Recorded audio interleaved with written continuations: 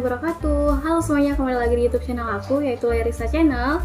Nah, kali ini kita bakal ketemu sama topik yang baru, yaitu kenapa sih kita harus punya prinsip untuk bodo amat. Nah, untuk bahas topik selanjutnya, sebelumnya jangan lupa di like, komen, dan subscribe dulu. Bisa juga kalian share ke teman-teman atau ke sosial media kalian. Oke, untuk tahap selanjutnya kita bahas atau diskusi tentang prinsip bodo amat. Kita itu sering dengar prinsip bodo amat itu akhir-akhir ini karena booming adanya buku ini ya. Bodo amat itu adalah salah satu cara yang dimana banyak digunakan oleh orang-orang yang ada di dunia ini. Tapi cara ini nggak semua orang cocok, dan ini cocok-cocokan. Jadi kalau misalnya bodo amat itu cocok buat aku, dan itu belum tentu cocok untuk orang-orang yang ada di sekitarku, seperti itu. Nah, untuk selanjutnya kita bahas sebenarnya poin-poin yang paling penting dalam berprinsip bodo amat itu apa aja sih? Yang pertama, sebenarnya bodo amat itu bagaimana sih? Kita tuh kadang bingung bodo amat itu yang seperti apa dan harus bagaimana. Apakah kita memang tidak peduli dengan apapun yang bukan bagian dari hidup kita? Atau bagaimana? Nah, itu menjadi pertanyaan poin pertama. Kemudian yang kedua, apa artinya kita benar-benar tidak peduli dengan hal apapun di hidup kita? Nah, ini juga menjadi pertanyaan, bodo amat itu standarnya yang seperti apa? Karena kan kita nggak tahu apakah semuanya harus tidak kita pedulikan dalam hidup gitu. Kemudian yang ketiga, sejauh apa sih kita perlu bodo amat? Karena kita nggak mungkin kan satu sama lain bodo amatin semua hal, segala aspek, sedangkan kita adalah makhluk sosial, jadi seperti itu.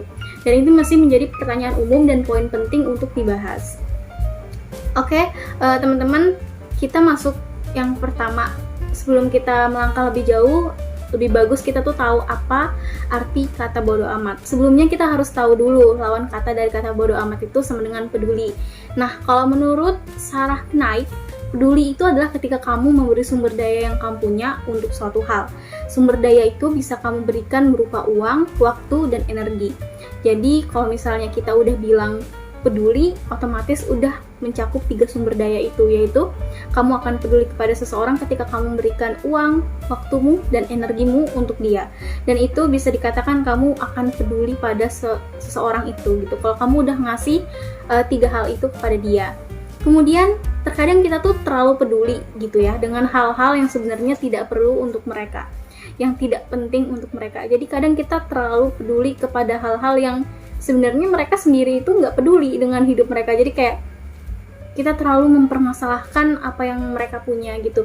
Misalnya ketika kita memiliki teman gitu kan, dia belum melakukan suatu hal dan kamu selalu ngingatin dia gitu kan. Tapi sebenarnya diri dia sendiri itu tidak ingin melakukan hal itu, dan kamu terlalu peduli, terlalu mempertanyakan itu kepada dia. Dan terkadang kita nggak perlu ngelakuin hal berlebihan seperti itu kan. Oke, selanjutnya menurut Mark Manson, peduli itu cuma sama hal-hal yang memang layak untuk dapat energi, uang, dan waktu kita, bukan tidak peduli sama semua hal di dunia atau sengaja jadi orang nyebelin sepanjang waktu di semua kondisi. Jadi kalau misalnya kita peduli sama orang, menurut Mark Manson ini berarti ya itu hanya 3 aspek yang seperti Sarah Knight tadi gitu, yaitu uang, energi, dan waktu kita. Ketika kita peduli kepada seseorang, otomatis kita akan bantu dia dalam uang, atau misalnya dia memerlukan waktu kita, itu akan kita berikan waktu kita seperti itu. Atau dia ingin meminta energi kita gitu. Energi ini dalam hal bantuan ya, menurut aku itu bantuan gitu. Oke, langsung kita masuk ke gambaran gimana kamu bisa bodo amat sama orang-orang. Jadi begini, do something, kadang kita nggak perlu ngelakuin semua hal untuk semua orang, dan kadang kita hanya perlu melakukan hal-hal yang menurut kita benar. Jadi misalnya ketika aku melakukan suatu hal dan menurut aku suka, tapi orang lain tidak suka, ya kenapa gitu. Dan aku akan melakukan hal itu sebatas karena aku ingin, bukan karena orang lain ingin. Dan kita untuk apa sih kayak memikirkan yang tidak penting, yang orang lain tidak suka gitu. Dan terkadang bodo amat ini membuat kita menjadi hidup lebih tenang dan gak ada ngerasa hal-hal yang ya udah sih kayak ya udah kamu bakal ngucapin kata ya udahlah, ya udah sih gitu. Ketika kamu benar-benar sudah bodo amat kepada seseorang gitu. Jadi kayak ibaratnya gak semua hal kamu harus peduli dan gak semua hal harus kamu pedulikan di dunia ini. Oke, next. Misalnya kita fokus sama sesuatu yang bisa kita kontrol, yaitu dari internal atau eksternal. Ya sudahlah gitu. Jadi ketika ada yang bertanya, maksud dari bodo amat ini nih gimana sih? Bodo amat itu sebenarnya bisa kita kontrol dari faktor internal dan eksternal kita. Dari faktor internal itu semua orang pasti mempunyai emosional, kita juga bisa ngontrol mood, kita masing-masing punya mood nih pasti kan. Tapi semua itu tentu kalau itu dari internal itu bisa untuk kita kontrol gitu. Sedangkan kalau misalnya dari eksternal gitu, itu mungkin akan sulit, akan tetapi itu akan lebih enak jika kita sudah terbiasa melakukan hal tersebut. Jadi kalau ada kata-kata ya sudahlah, berarti kamu sudah mulai menerapkan bodo amat. Oke, next, cara yang bisa dilakukan kalau misalnya menerapkan hidup bodo amat ini apa sih gitu, untuk memperkuat kita gitu kan. Yang pertama ya, kita harus tahu, kita harus tentukan hal-hal atau nilai-nilai kita dalam hidup. Misal, kalau kita tahu yang menjadi tujuan hidup kita itu apa, kita akan menghargai setiap proses yang kita lalui dan tidak membanding-bandingkan diri kita dengan orang lain. Contohnya ketika kita melihat orang lain, mengapa sih orang lain itu selalu lebih dulu selangkah daripada kita? Dan kenapa aku masih gini-gini aja dalam hidup aku? Dan itu bisa jadi kamu belum menemukan apa yang menjadi tujuan hidup kamu dan apa yang menjadi rencana atau target-target kamu dalam kedepannya.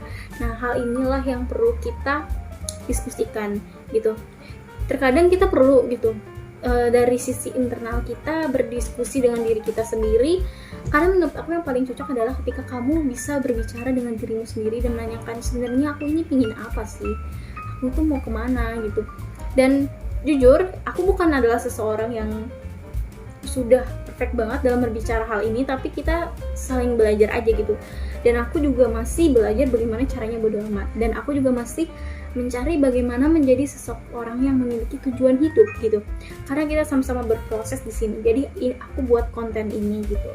Jadi ketika kamu udah tahu tujuan hidup kamu apa, jelas dong kamu melakukan semua hal itu akan tertata. Dan kamu akan ya sudahlah pada orang-orang yang gak penting dalam kehidupanmu, karena menurutmu itu gak ada manfaatnya lagi. Bener gak? Bener dong.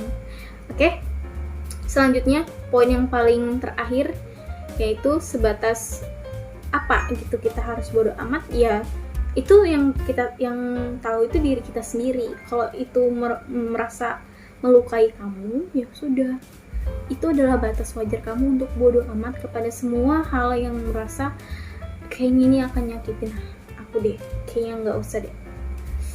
Menolak atau membatasi, it's okay gitu, karena yang tahu batasan-batasan itu adalah diri kita sendiri.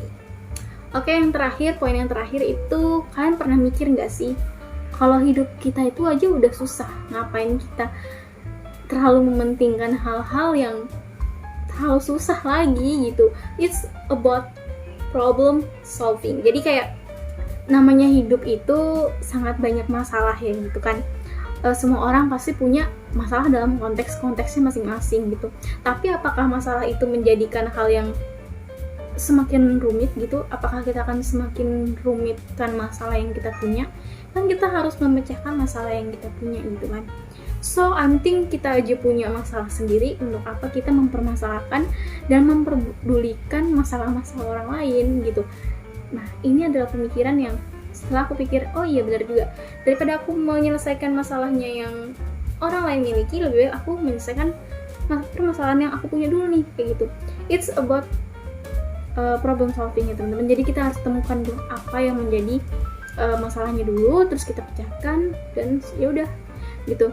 Jadi saat ada yang namanya kata sukses itu kan gak harus yang kayak bener-bener wah gitu. Ternyata kita kalau udah memecahkan masalah dalam hidup kita nih, ini tuh juga bisa jadi takaran sukses gitu kan.